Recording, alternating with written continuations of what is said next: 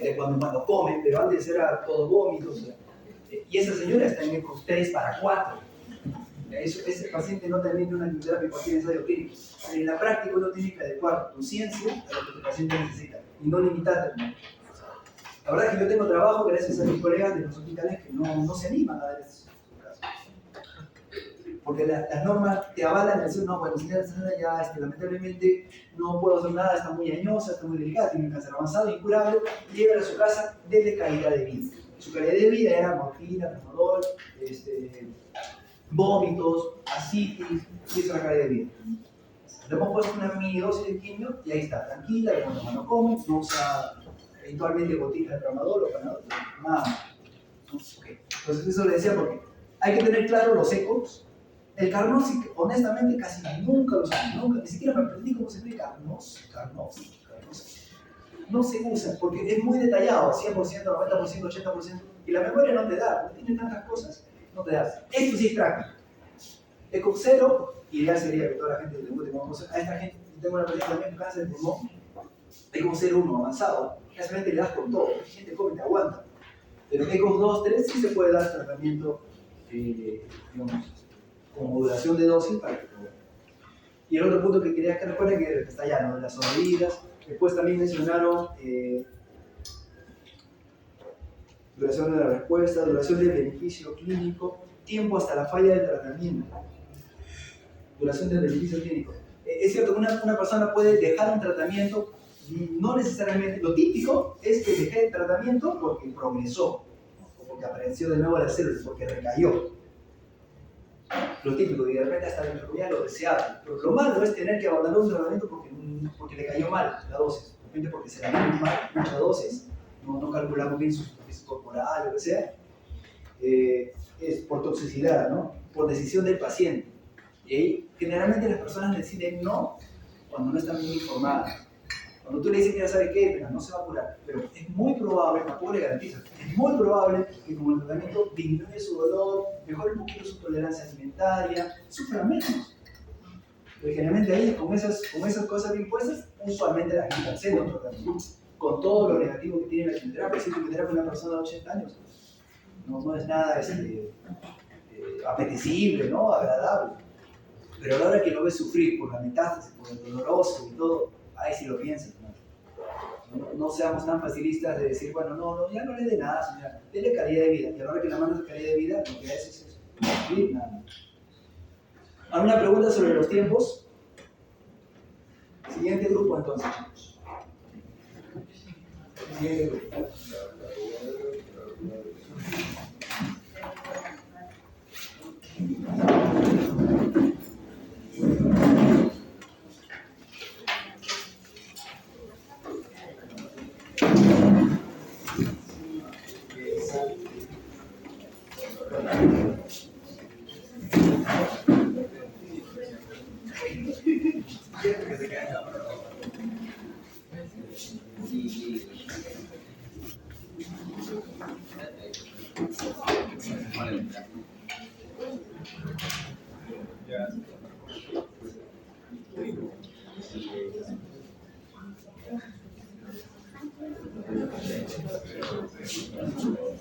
grupo.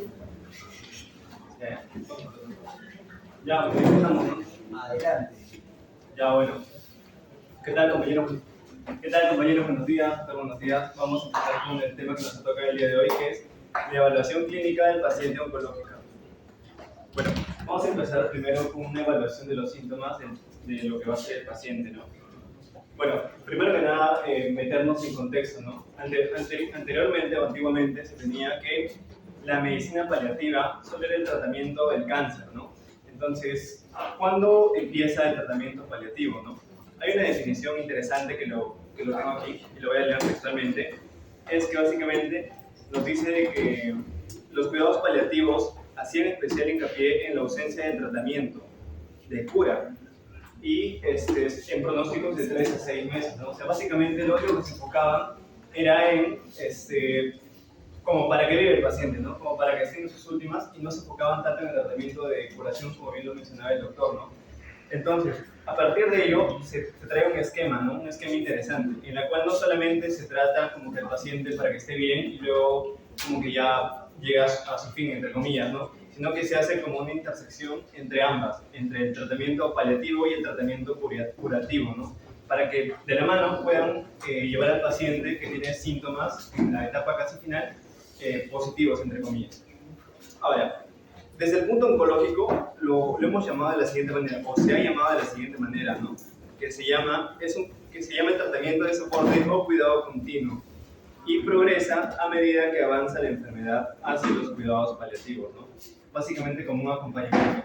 Bueno, en el cuadro que les he mencionado que va a una intersección básicamente del tratamiento curativo y paliativo, hay una respuesta, ¿no? Que lo que se trata de buscar es la individualidad del tratamiento hacia los pacientes, que básicamente ya sea el cáncer que tenga, ya sea el estadio en el que esté, ya sea si está en remisión o si está ya en las últimas, que se trate de buscar y se trate de individualizar el tratamiento y el enfoque al paciente. Bueno, todo parte de lo siguiente, ¿no? De la historia clínica, de algo básico, porque si tú conoces los síntomas del paciente vas a poder tratarlo y vas a poder ver cómo lo ayudas, ¿no? Entonces, básicamente, tienes que ver acá lo siguiente. Tienes que ver, enfocarte en la parte funcional del paciente, en la parte emocional, en el entorno, tanto sociofamiliar, el conocimiento también de su enfermedad. El paciente tiene que conocer, ¿no? Tiene que saber en qué trata su enfermedad, en qué estadio está. Así como también ver la parte existencial y espiritual. Ahora, ¿por qué hacemos hincapié en esa parte? Ya que el paciente, al conocer todos estos aspectos, va a poder como que interiorizar qué enfermedad es la que él tiene y cómo la puede abordar, ya que trastornos mentales o cosas que él pueda tener existenciales lo pueden llevar a un mal manejo de la parte final entre paliativo y el tratamiento de curación, ¿no? Ahora, los síntomas principalmente que los pacientes tienen ya en esta etapa de la vida, los más frecuentes los voy a enumerar, ¿no? Que es básicamente la fatiga y la falta de energía, el dolor, que es principalmente el motivo por el cual el paciente en las últimas etapas es la que como que se dejara, ¿no? Como que dice ya, esto es. No es lo más frecuente, pero sí es el síntoma que más lleva al paciente a las dolencias y los problemas que puedan tener. Luego, también la pérdida de apetito, la somnolencia, dificultad para concentrarse, depresión, ansiedad, dificultad. Todos estos síntomas que el paciente va a comenzar a presentar tienen que ver y están en relación a lo que les mencioné hace rato, ¿no? La funcionalidad, emociones, etc. Bueno, otra cosa que tienen que tener en cuenta básicamente es manejar el alicia para los pacientes, ¿no? Ya que tenemos que aprender a diferenciar que sí es bien cierto el síntoma que el paciente tiene más frecuente, que no es el más frecuente, pero es el que lleva al paciente a mantener su... O sea, ¿qué es lo principal para el paciente? Básicamente, que es el dolor, ¿no? Diferenciar si es un dolor somático, visceral, neuropático. Ahora, para clasificarlo también se tiene que tener en cuenta, como les decía, el estado emocional, ¿no? Para ver cómo está el paciente, porque en base a eso también tiene que ver muchos tratamientos, ya que un paciente que no esté, entre comillas, en sus cabales, no va a poder aceptar todo lo que le están ofreciendo en la última etapa, ¿no? Ahora, hay diferentes criterios o escalas que van a agrupar todos los síntomas que va a tener el paciente en la parte final del tratamiento. Por ejemplo, yo les voy a mencionar unos tres, de los cuales en uno voy a enfatizar y que es el que la literatura menciona que es uno de los principales, ¿no? Bueno, tenemos la escala de McGill, tenemos la escala de Stas y la escala de ESAS, básicamente. Bueno, estas escalas, ¿qué van a hacer? Que van a agrupar como un todo, entre comillas, la parte física, funcional, la parte emocional y psicológica, para abordar un mayor enfoque, ¿no? De tal manera que la persona que está tratando al paciente pueda tener como que todo englobado como en un universo y para que pueda darle lo mejor. Ahora, haciendo un énfasis en la escala de esas, tiene bastantes parámetros, ¿no? En los cuales tiene ciertas escalas, que por ejemplo nos van a dar una escala de dolor, nos van a dar del cansancio, las náuseas, depresión, o sea, tanto lo físico como en lo mental, como les he mencionado, ¿no? Y estas escalas van de 0 a 10 y la puntuación va a importar mucho para que el paciente para que le podamos estadificar al paciente y poderle darle una mayor comprensión y una mayor atención a lo que el paciente tiene, ¿no? Bueno, a continuación, sí, compañera. Bueno, y para valorar lo que es el estado funcional, que es uno de los bueno, es un elemento muy fundamental para la aproximación de nuestro paciente con cáncer avanzado, estamos hablando de cáncer avanzado para los cuidados paliativos, porque vamos a evaluar su autonomía y su dependencia, ¿ya? Entonces, esto también determina los cuidados y los tratamientos que va a tomar. Vamos a ver varias escalas, pero la principal y la más utilizada para la evaluación funcional de los pacientes oncológicos es la escala de Karnofsky, ¿ya? Es una escala que va de 0 a 100, ¿ya? Y también es de actividad normal y esta es de difusión, de función.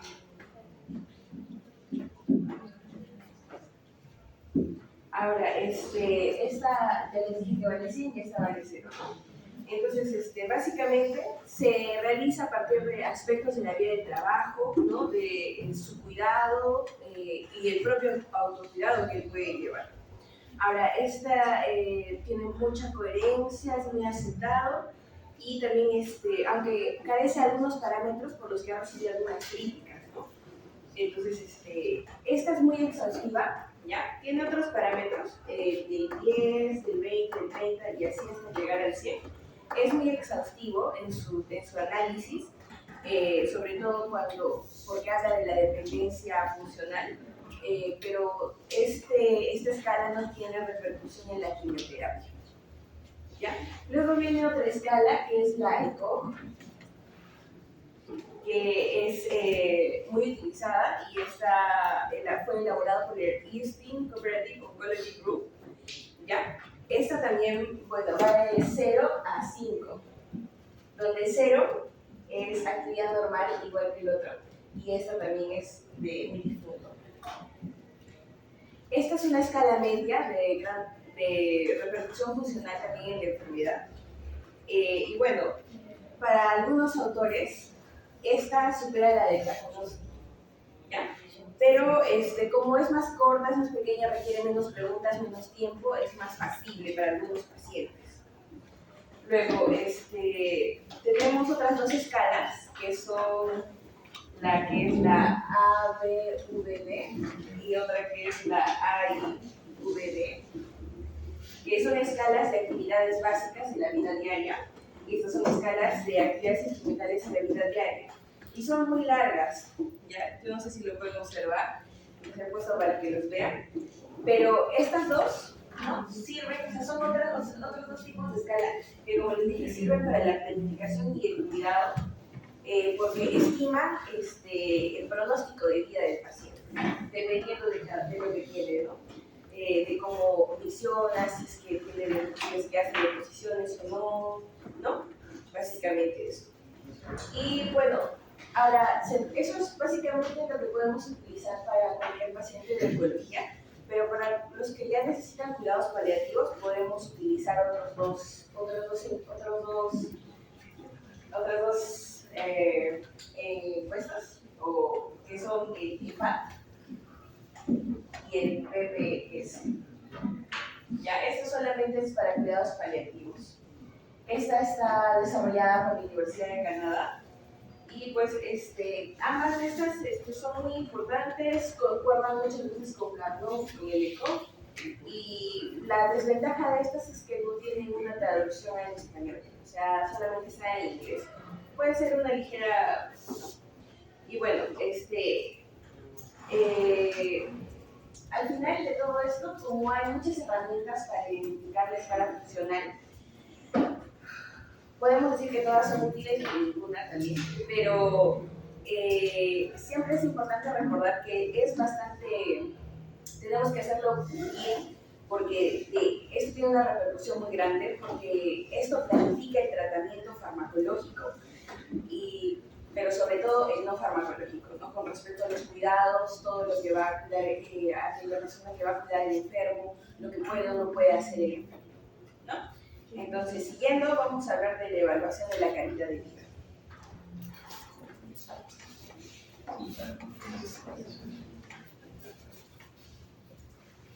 Muchachos, continuando con la exposición, vamos a hablar sobre la calidad de vida. Como bien sabemos, el paciente oncológico presenta un deterioro de su calidad de vida a medida que su enfermedad va avanzando. Entonces, para eso se han inventado diferentes test o escalas para poder medir la calidad de atención que le estamos brindando a nuestro paciente según su criterio de él y criterio de las personas que la acompañan. Entonces, vamos a hablar de la primera escala, que es la escala de vida de Spicer. Vamos a ver. Acá es.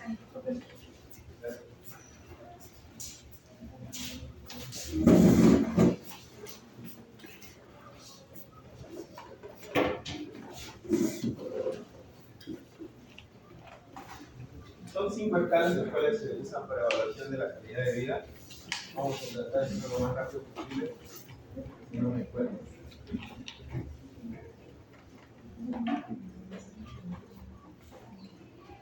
Bien, vamos con la primera escala, que es la escala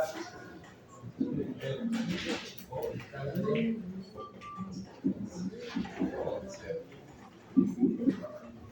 Esta escala es un cuestionario que se realiza en 5 dimensiones. Vamos a evaluar vamos a evaluar movilidad, autonomía, la salud percibida de nuestro paciente, el apoyo familiar que recibe de nuestro paciente y la apariencia.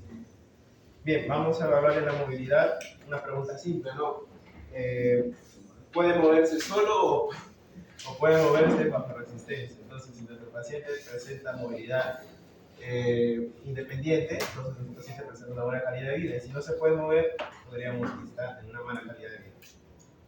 La autonomía, vamos a ver si puede realizar actividades él mismo, o sea, si presenta ya alguna complicación, nuestro paciente debería enfermar, si no, estaría bien.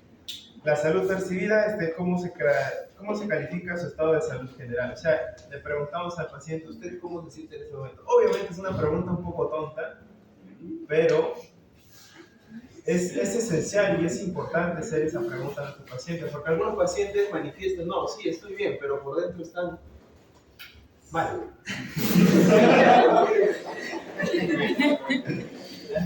El apoyo familiar cuenta con respaldo emocional de sus familias, amigos y familiares y conocidos. Y luego, por último, la apariencia, si se siente bien con su imagen, porque bien sabemos que la quimioterapia y la radioterapia perjudican la imagen de nuestro paciente. ¿En qué pacientes se tiene que aplicar? En pacientes con enfermedades crónicas o terminales, por ejemplo el cáncer, o en pacientes con evaluaciones rápidas hospitales o estudios longitudinales.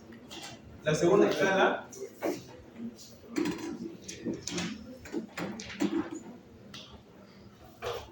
es la Therapy Impact Questionnaire, que es la TQ, Therapy Impact Questionnaire. Este se realiza con un cuestionario de 36 preguntas. No las voy a poner todas porque... Así que vamos a hablar que estas 36 preguntas van a evaluar los síntomas físicos, el estado emocional de nuestro paciente, el estado social que presenta, y estas se responden con una escala de Likert que va del 1 al 5, siendo el 1 nunca y el 5 siempre. ¿Dónde se aplica? Igualmente en pacientes con estados oncológicos o en un estudio transversal. La tercera escala es la escala que yo me gusta decirle la escala ¿qué es lo que? La escala EORTC. Es una escala que se usa para la evaluación en un cuestionario de 30 ítems, ¿no?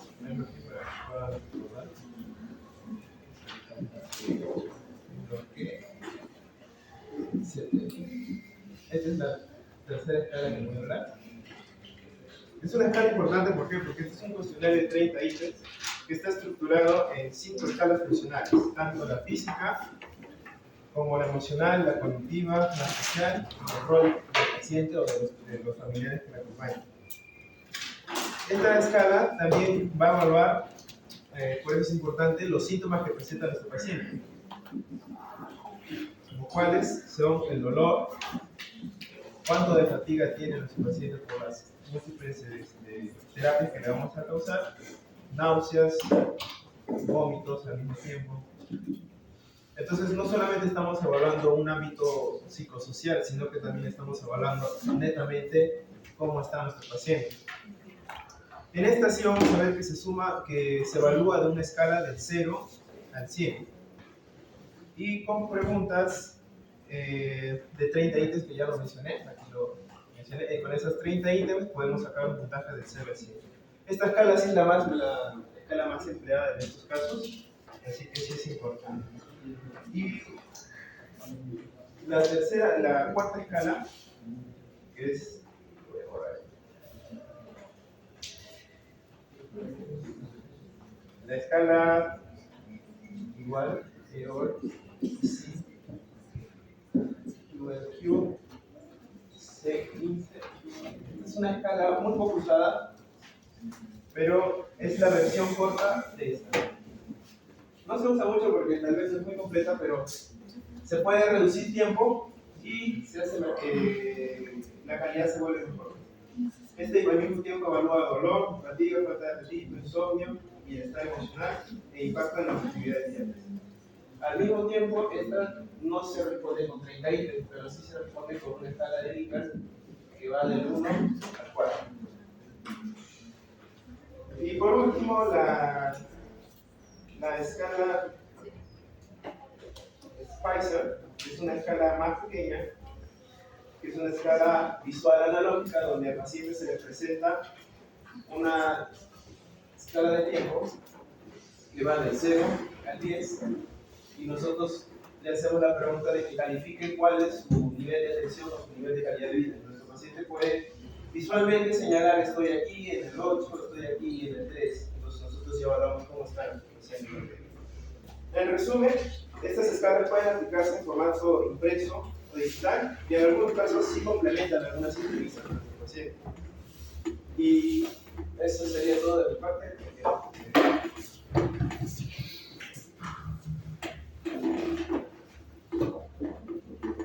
Ya, bueno, ahora vamos a hablar sobre la evaluación psicoemocional, porque sabemos que el cáncer no solamente afecta al cuerpo, sino también a la mente, ¿no? Desde el momento en que se le diagnostica el cáncer a un paciente, este puede experimentar como una montaña rusa de emociones. Entonces es importante identificar estos componentes para que se pueda implementar estrategias para el tratamiento, ¿no?, psicológicas. Entonces, bueno, la evaluación psicoemocional busca comprender cómo el cáncer y su tratamiento afectan la estabilidad emocional del paciente, ¿no? Porque estos enfrentan problemas como ansiedad, como depresión, como estrés, angustia y aislamiento social, ¿no? Porque muchas veces los pacientes reducen su interacción con amigos y familiares debido ya sea a la fatiga o por temor a ser una carga para ellos. Entonces, las herramientas que se utilizan para la evaluación psicoemocional, bueno, yo voy a hablar de voy a mencionar tres. La primera es la que mencionó ya mi compañero Jason, que es la de Edmonton, que básicamente evalúa síntomas físicos, emocionales como ansiedad, depresión y bienestar general. Utiliza escalas visuales que permiten al paciente puntuar sus niveles de malestar. También tenemos la STAS, que evalúa la ansiedad del paciente y su familia. También analiza la comunicación con el equipo médico y la planificación de cuidados paliativos. Y tenemos la POST, la que es de paliativa, la escala paliativa, que se enfoca en medir la efectividad del equipo de cuidados paliativos y evaluar la percepción del paciente sobre su calidad de vida y bienestar emocional. Entonces, más que todo la escala de Monton,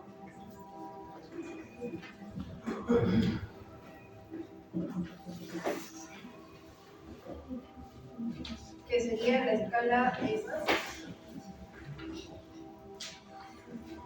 básicamente se basa en una autoevaluación, ¿no? Que son 10 síntomas, del 1 al 10.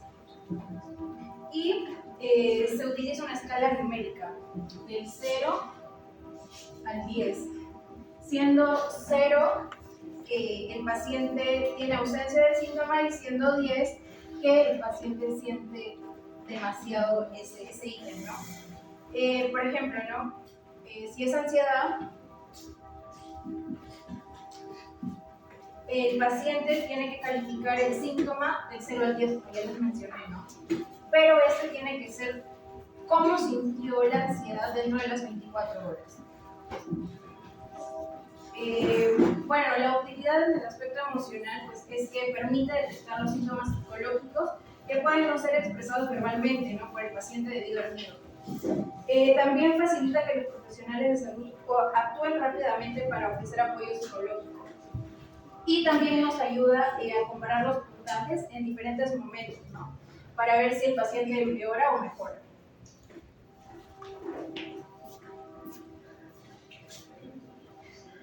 Ya. Bueno, ahora vamos a hablar del dolor y su impacto psicoemocional, ¿no? Bueno, sabemos que el dolor, también como ya lo mencionaron, es una de las principales preocupaciones en los pacientes con cáncer, ¿no?, ya que puede afectar su bienestar físico y emocional. Entonces, para esto, voy a hablar sobre la escala de Magee.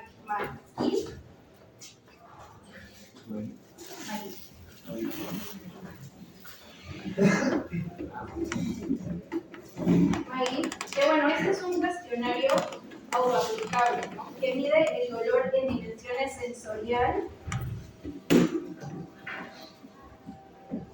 afectiva y evaluativa. El sensorial, pues, es las características físicas del dolor. La afectiva es el impacto emocional del dolor, y la evaluativa es la percepción como que global, ¿no? Bueno, esta escala permite, como ya les mencioné, ¿no?, la percepción subjetiva del paciente sobre su dolor y permite pues un tratamiento más eficaz y adaptado a las necesidades del paciente, ¿no? Consta de 78 palabras descriptivas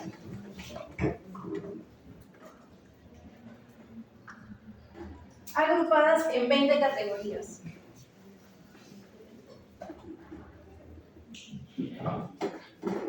Y bueno, los pacientes eligen la palabra que mejor describe su dolor. Entonces, ¿cuál es la importancia de la evaluación psicoemocional? Pues más que todo es la detección temprana de problemas emocionales, la personalización del tratamiento y los cuidados paliativos, mejor comunicación entre el paciente y su familia y el equipo médico también, y reducción del impacto negativo del cáncer en el bienestar del paciente.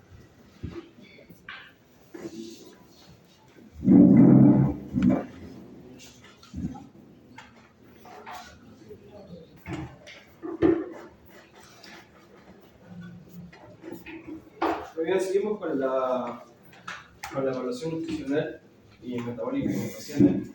Es importante porque van a haber bastantes alteraciones cuando se toma quimioterapia o por la patología dicha, y tenemos que monitorear y hacer los debidos cuidados en estos casos, ¿no? Entre más o menos el 40 y 80% de los pacientes con cáncer presentan una desnutrición de algún tipo de grado, ya sea por la quimioterapia o por la patología, ¿no? La caquexia tumoral es un síndrome caracterizado por pérdida de peso y atrofia muscular. Hay también alteraciones metabólicas que se dan en estos casos que pueden afectar también al paciente y debemos monitorizarlas. La malnutrición aumenta también lo que es la morbilidad y lo que es el desarrollo de lo que es de la terapéutica que se está dando, ¿no? Algunos métodos de evaluación podríamos tener son, por ejemplo, la historia clínica. Por ejemplo, si tenemos de 3 a 6 meses una pérdida significativa de peso, ya podemos pues agruparlo. Una pérdida significativa en un mes de mayor al 5% y mayor al 10% en 6 meses, ¿no? Los cambios también en el apetito, el síntoma como disfagia, náuseas y vómitos, historial de ingesta dietética, ¿no? Esto es importante porque cuando estábamos dando nutrición al paciente, en estos casos, cuando se está dando quimioterapia, Los pacientes también pueden tener algunos problemas al comer porque cambia la percepción de los sabores. Algunas cosas lo sienten más metálico o algunas cosas lo sienten más saladas o más azucaradas en ese sentido, ¿no? Y tienen ese problema para poder ingerir el alimento. Ahí vas a tomar esto y le vas a preguntar al paciente, ¿no? ¿Has notado alguna pérdida de peso? Y la vas dirigiendo de 3 a 6 meses y en un mes mayor, en un mes mayor al 5% y en 6 meses mayor al 10%, ¿no? También tenemos las evaluaciones antropométricas, que es el que se puede evaluar ya, como todos lo conocen, el índice de masa corporal. También se pueden evaluar los pliegues internos y la circunferencia del brazo para evaluar la masa y la grasa muscular. Tenemos herramientas de tamizaje nutricional también, como son el PG y el SGA, que es el Patient Generated Subjective Global Assessment, que es una evaluación subjetiva validada en oncología, ¿no? Tenemos el MOST también, que es la Malnutrición Universal Screening Tool, para identificar el riesgo de la desnutrición. Y también tenemos lo que son los análisis bioquímicos, ¿no? La albúmina, la prealbúmina, que son marcadores también nutricionales que los podemos tener en cuenta para ver la nutrición, ¿no? Estos se pueden alterar en lo que es la inflamación, ¿no? En esta patología. Las proteínas totales y la transferrina también, el recuento linfocitario también, ¿no? También podemos tener evaluaciones metabólicas, como el hipermetabolismo, un aumento del gasto energético basal, también las alteraciones metabólicas de carbohidratos, aumento de gluconeogénesis y resistencia a la insulina. Pérdida de masa muscular debido al aumento del catabolismo de las proteínas, la lipólisis aumentada generando reducción del óxido adiposo. También tenemos que tomar no solamente esto, sino estrategias para tratar en estos casos, ¿no? Podemos tomar nutrición oral, nutrición enteral y nutrición parenteral, ¿no? La oral debido a los casos, ¿no? Dependiendo, podemos tener una dieta hipercalórica e hipertónica con suplementación si es necesario. Si es enteral, se indica cuando la ingesta oral es insuficiente y el tracto digestivo es funcional. La nutrición parenteral en casos donde no se ha utilizado el tubo digestivo, ¿no? También se pueden dar algún tipo de apoyos, en este caso metabólicos, ¿no? Como el uso de omega 3 o el control glucémico y ejercicio físico. Muy bien, la evaluación nutricional y metabólica en oncología siempre va a ser clave para el tratamiento y la evolución del paciente. Si tenemos un debido cuidado en lo que es esto, vamos a tener una evolución mucho mejor, como si no estuviéramos teniendo esto.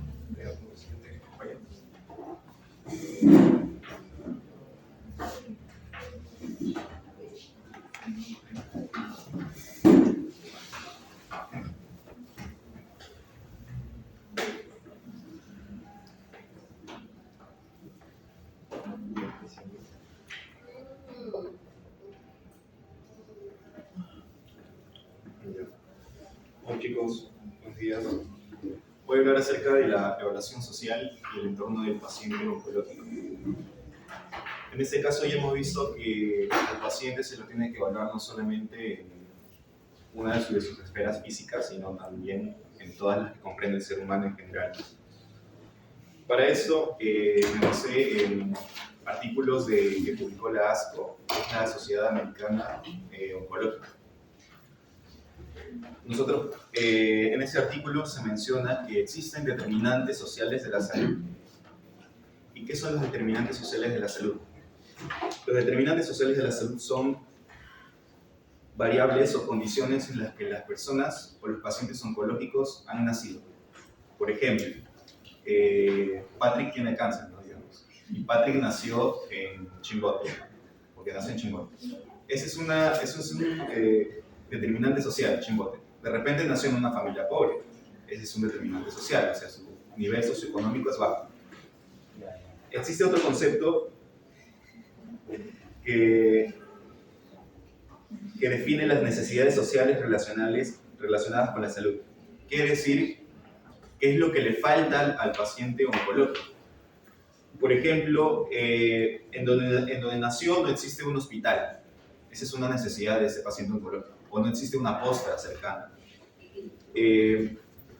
Tal vez ese distrito donde él nació está expuesto a la violencia, ¿no? Por ejemplo, la extorsión que ahora estamos viviendo. No existen programas o apoyo social en ese distrito, por ejemplo. Y así. ¿Por qué es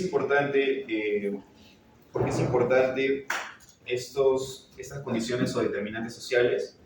En ese artículo refiere que eso puede afectar gravemente a la salud física del paciente, afectando hasta un 50% de los resultados de la salud. Pueden ser tanto positivos como negativos. Ahora surge la pregunta, ¿no? ¿Y cómo podemos evaluar esos determinantes sociales o cómo podemos evaluar tangiblemente a estos pacientes, ¿no? En su esfera social? Así como hay escalas para evaluar los síntomas físicos, debería haber una escala para evaluar al paciente en su esfera social. Lamentablemente, no hay una única medida estandarizada por las guías clínicas, etc. Sin embargo, los oncólogos han tratado de ver las formas. Por ejemplo, hay herramientas de detección estandarizadas, pero no validadas al 100%, o no hechas por todos, ¿no? Por ejemplo, el termómetro del estrés. En un momento lo voy a explicar. Hay oncólogos que han creado sus propios instrumentos o simplemente se basan en una conversación informal en la consulta. Por ejemplo, les preguntan, ¿qué es lo que te preocupa en tu entorno? Ah, sí, me he peleado con mi familiar. Entonces me apunto. Por ejemplo, es algo más informal. Nosotros tenemos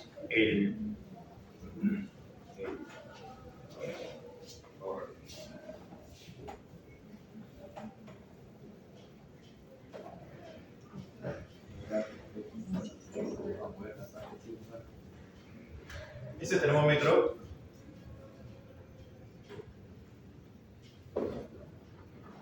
Está de la escala del 0 al 10.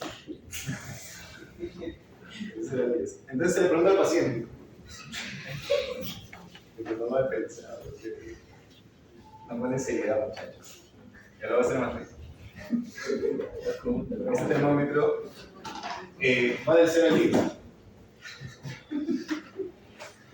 Y se le pregunta al paciente, desde el día de hoy hasta una semana atrás, ¿has sentido cuánto estrés?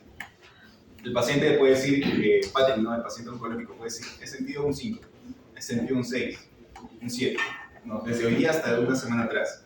Luego de eso se le pregunta al paciente, hay una lista de problemas, ¿no? Están derivados, clasificados, por ejemplo, en síntomas físicos, síntomas emocionales, síntomas sociales, síntomas espirituales incluso. Y le pregunta, se le da una lista, ¿no? Por ejemplo, en físico, dolor, en emocional, ansiedad o depresión, en sociales, su relación con sus hijos, su relación con su familia, su relación con sus padres, etc. Y se le pide que marque según corresponda, ¿no? Puede marcar todo lo de la lista, sí puede hacerlo. Espiritual es el que sintió compañía, por ejemplo, de su pastor, o sintió el apoyo de su congregación.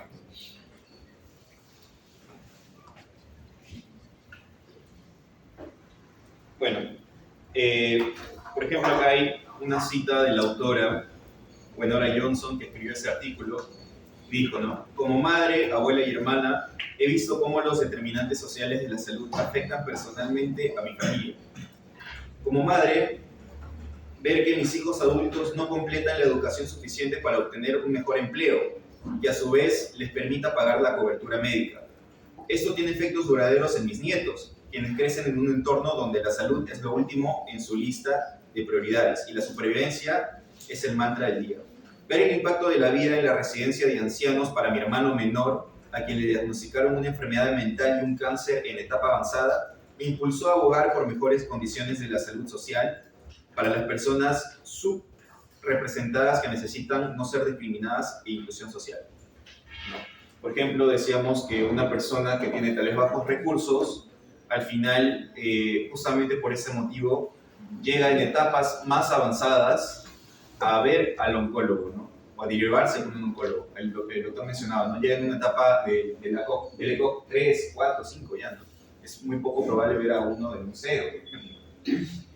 Entonces, sabiendo que tenemos una falta de cómo plasmar este entorno social del paciente, cómo clasificarlo, tenemos ciertos desafíos, o bueno, los oncólogos tienen ciertos desafíos. Y ellos afirman que estos profesionales, ¿no?, del artículo decían, bueno, podemos ayudar a desarrollar, implementar, abordar estas brechas para poder hacer la determinación de la salud social efectiva, ¿no?, para mejorar esos resultados del paciente oncológico. Y bueno, ellos evaluaron un plan y, por ejemplo, hacían una actividad de conciencia donde identificaban los riesgos y los activos sociales de los pacientes y poblaciones ya estaban definidas. Hacían un ajuste. ¿Cómo hacían un ajuste? Se centraban en modificar la atención clínica del paciente para adaptarse a las barreras sociales que ya hemos visto, ¿no? Asistencia. Los médicos o los oncólogos querían reducir el riesgo social al brindar asistencia, conectando más a los pacientes con un sistema de asistencia social. Por ejemplo, todo lo que estoy hablando obviamente es en Estados Unidos, y por ejemplo los pacientes, daban un ejemplo, ¿no? Por ejemplo, con el transporte, digamos que la clínica o el hospital donde el paciente oncológico se atiende está muy lejos, tal vez a 1 hora de distancia de su casa. Entonces lo que le daban era un vale, o sea, para que me entiendan, un ticket para que el paciente oncológico se pueda transportar gratuitamente, ¿no? Y bueno, así, trataban de agregar a esos pacientes oncológicos que tal vez no estaban en un proyecto social o en una asistencia social, a que sean incluidos. Bueno, eso es todo, chicos.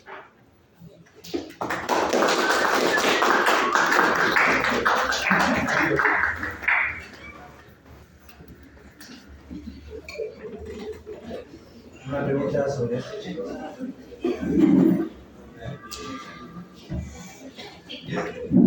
Acá lo de la escuela de pasar de Machiavelli, que se mande una.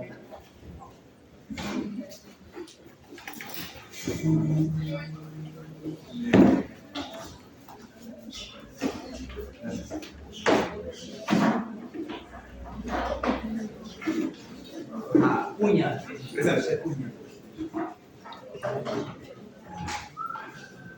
Aguilar González. Aguilar.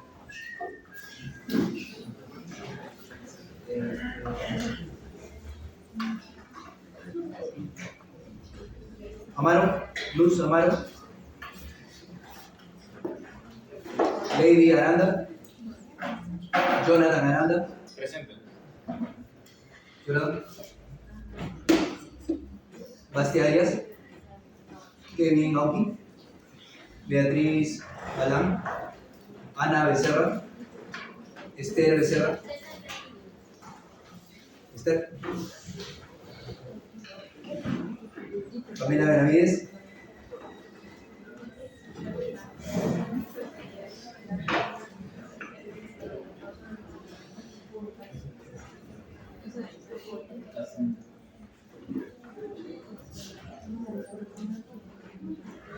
Jenner Berroqui. Fiorella Violes. Fiorella. Noé Cachicatán. Areli Calcina. Marita Carvajal. Luis Carbonell. Ana Cárdenas. Ana, ¿sí? Sí. Fuerte, por favor, chicos. Jason Cari. Presente. Evelyn Cerqueira. Reina Chávez. Catalina Chávez. Valerie Chávez. Daniela Choquepuma. Nicole Collantes. Eric Contreras. Coraina Contreras. Andrea Contreras. Andrea. Andrea Cortés. Naira Dávila. David Echevarría. Presente. Fuerte, chicos, ¿eh? Samira Escudero. Hola. Chávez, Nancy, Catarina. Seriel Espinal. Presente. Isabela Espinosa. Robert Parque. Eduardo Figueroa. Presente. Joyce Flores. Presente. Ángel Flores. David Garay. Presente. Ariana Gómez. ¿No? Josué Guerrero. Presente. Sebastián Huanca. Presente. Darlene Huanca. Darlene no. Basti Hurtado. Karim Larico. Mónica Lescano. Nada. Catherine